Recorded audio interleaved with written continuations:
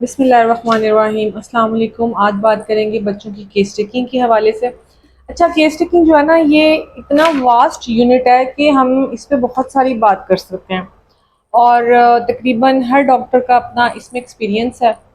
हर doctor अपने तजर्बे से जो बात कर रहा होता है वो ठीक भी होता है अपनी जगह पे, लेकिन जाहिर है जब कुछ चीज़ें ऐसी हैं जिन्हें पर्टिकुलरली हमारे जहन में ज़रूर होना चाहिए कि हमें जब एक पेशेंट सामने आता है तो हमने उसको किस किस तरीके से किन किन स्टेप्स से लेके चलना है। अच्छा, जब पेशेंट आता है, एक बच्चा आपके पास आता है, तो ऑब्वियसली उसके साथ उसकी अटेंडेंट आमतौर पर उसकी मदर होती है।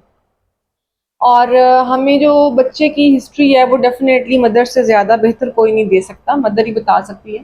क्योंकि हम जब एक बच्चे की हिस्ट्री लेते हैं तो उसके अंदर हम सिर्फ़ उस बच्चे की हिस्ट्री नहीं लेते, बल्कि हम उसकी माँ की हिस्ट्री भी लेते हैं।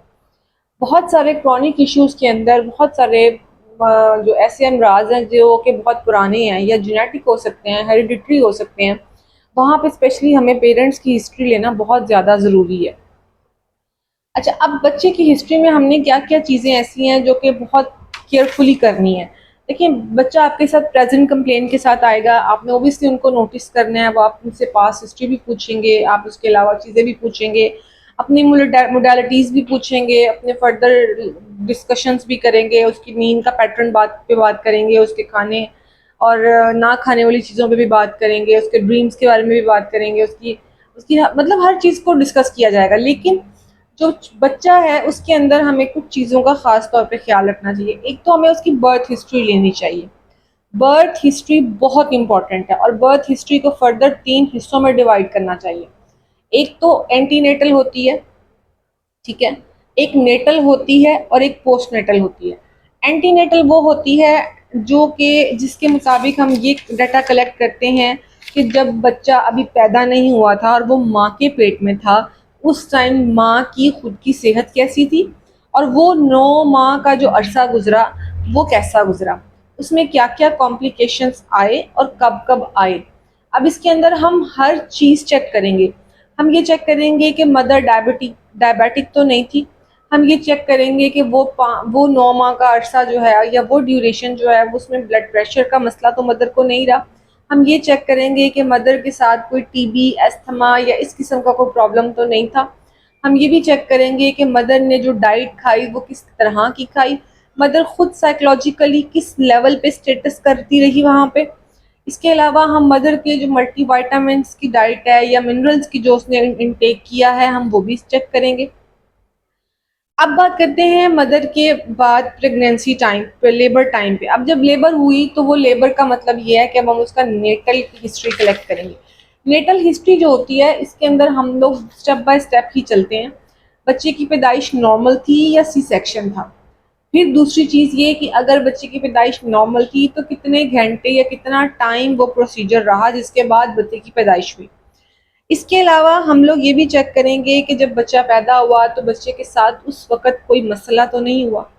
उसका टाइम ऑफ गेस्टेशन लेने के बाद, उसके बच्चे की नॉर्मल वाइटल्स कंफर्म करने के बाद, हम ये भी चेक करेंगे कि बच्चा जो है वो आया हॉस्पिटल के डिलीवरी के बाद कुछ दिन हॉस्पिटल तो नहीं रहा किसी कॉम्प्लिकेशन की वजह से।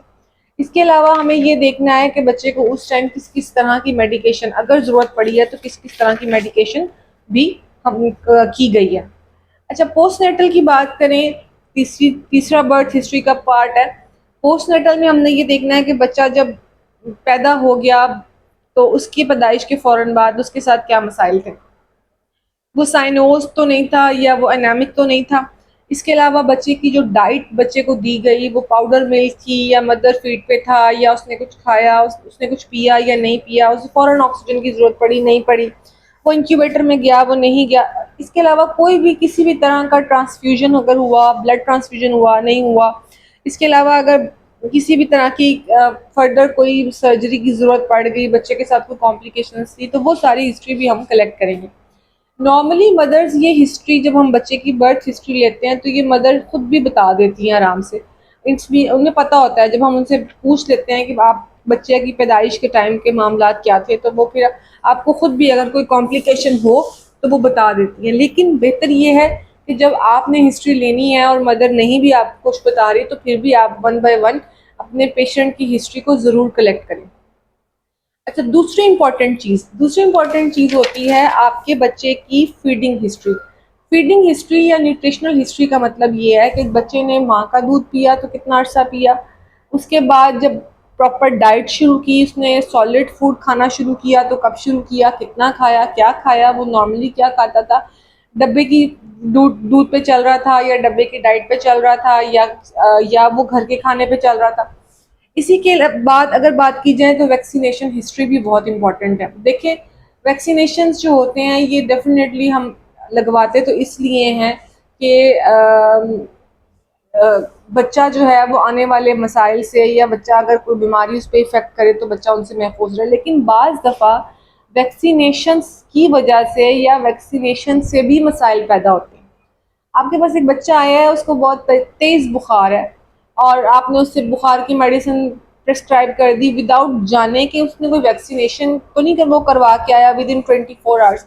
अगर विद इन 24 आवर्स उसकी वैक्सीनेशन हुई हुई है तो आपने भी अभी उसके बुखार को कोई भी बड़ी मैनेजमेंट देने की आपको ज़रूरत नहीं है, क्योंकि वो वैक्सीन की वजह से भी 12 से 24 घंटे का टाइम ऐसा होता है जिसमें बच्चे को बुखार या इस किस्म की कॉम्प्लिकेशंस हो सकते हैं। अगर कोई बहुत सवेरिटी या बहुत इमरजेंसी नहीं है तो बच्चे को बजाय मेडिसिन देने के आप बच्चे को इंतज़ार करवाएं, और 20 से 24 घंटे के बाद डेफिनेटली वो बच्चे का जो बुखार है या जो बच्चे के मिसाइल है वो ऑटोमेटिकली ख़त्म होना शुरू हो जाएंगे, तो वहाँ हमें बच्चे को मेडिकेशन करने की ज़रूरत नहीं है। अच्छा, चौथी बहुत इंपॉर्टेंट चीज़ होती है डेवलपमेंटल हिस्ट्री। डेवलपमेंटल हिस्ट्री का मतलब ये होता है कि आपके बच्चे ने माइलस्टोन्स कैसे पूरे किए। मसलन वो नॉर्मल एज में बैठना शुरू उसने किया, उसने दांत निकाले, उसने खड़े होना शुरू किया, उसने चलना शुरू किया, जिस एज में बच्चे को बोलना चाहिए या लफ्ज़ अदा करने चाहिए, उसकी हेयरिंग लेकर, उसकी नज़र को लेकर, उसके बोलने को लेकर, ये सारे के सारे माइलस्टोन्स कहलाते हैं। आपने ओबियसली इन सब माइलस्टोन्स की हिस्ट्री भी कलेक्ट कर लेनी है। तो ये क्योंकि बच्चा जो होता है छोटा, ये अपने इमोशंस और फीलिंग्स तो बता नहीं सकता, तो जितना हो सकता है मदर की हिस्ट्री के पे ही आपने अपनी ऑब्जर्वेशन और अपना डाटा जो है वो उसको फाइनलाइज करना है। Thank you so much.